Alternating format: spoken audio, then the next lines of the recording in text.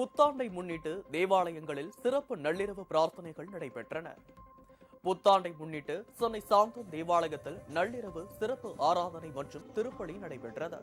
சென்னை மயிலை உயர் மறை மாவட்ட பேராயர் டாக்டர் ஜார்ஜ் அந்தோணிசாமி தலைமையில் நடைபெற்ற இந்த சிறப்பு ஆராதனை மற்றும் திருப்பள்ளியில் ஆலயத்தின் அதிபர் பங்கு தந்தை வின்சென்ட் சின்னதுரை உள்ளிட்ட ஏராளமானோர் கலந்து கொண்டு வழிபாடு நடத்தினர்.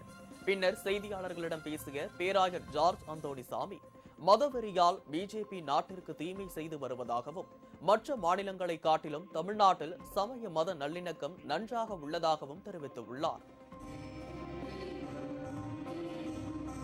மத நல்லிணக்கத்தை வளர்ப்போம், உரையாடலில் ஒருவரோடு ஒருவர் சகோதர வாஞ்சியில் வாழவும், ஒன்றாக இணைந்து நம்முடைய தாய் நாட்டின் அமைதியையும் அதன் பெயரையும் பேணி காத்து வளர்க்க வேண்டியது இந்த புதிய ஆண்டில் நமக்கு தரப்படுகின்ற அழைப்பு என்று சொல்லுகின்றேன். நமது இந்திய நாடு எல்லா வகையிலும் வளர்ச்சியடைய நமது கடமையை ஆற்றுவோம் என்று கூறி மீண்டும் ஒரு முறை என்னுடைய இனிய புத்தாண்டு வாழ்த்துக்களை உங்கள் அனைவருக்கும் தெரிவித்துக் கொள்கிறேன்.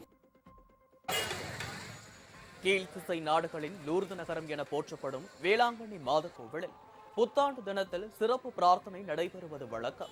அந்த வகையில் இந்த ஆண்டு நடைபெற்ற வழிபாடு நிகழ்ச்சிகள் பல்லாயிரக்கணக்கான கிறிஸ்தவ மக்கள் கலந்து கொண்டனர். பேராலய அதிபர் இருதயராஜ் தலைமையில் வழிபாடு நடைபெற்றது. நள்ளிரவில் புத்தாண்டு பிறந்ததும் அவர்கள் ஒருவருக்கொருவர் வாழ்த்து கூறி மகிழ்ந்தனர். வான வேடிக்கை நிகழ்ச்சிகளும் நடைபெற்றது.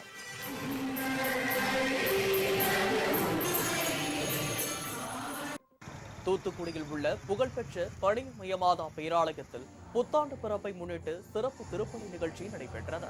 இதில் ஆயிரக்கணக்கான கிறிஸ்தவ மக்கள் பங்கேற்றனர். இதேபோன்று தூத்துக்குடி திரு இருதய ஆலயத்தில் மறை மாவட்ட ஆயர் ஸ்டீபன் அந்தோணி தலைமையில் சிறப்பு பிரார்த்தனை நடைபெற்றது.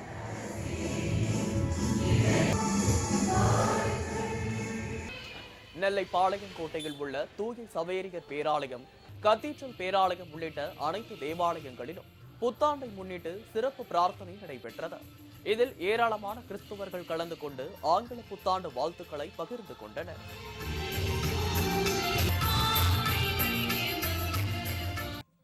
அரியலூர் தூய லூர்து அன்னை தேவாலயத்தில் பங்கு தந்தை ஆரோக்கிய சகாயராஜ் தலைமைகள் நள்ளிரவு சிறப்பு கூட்டு திருப்பலி நடைபெற்றது.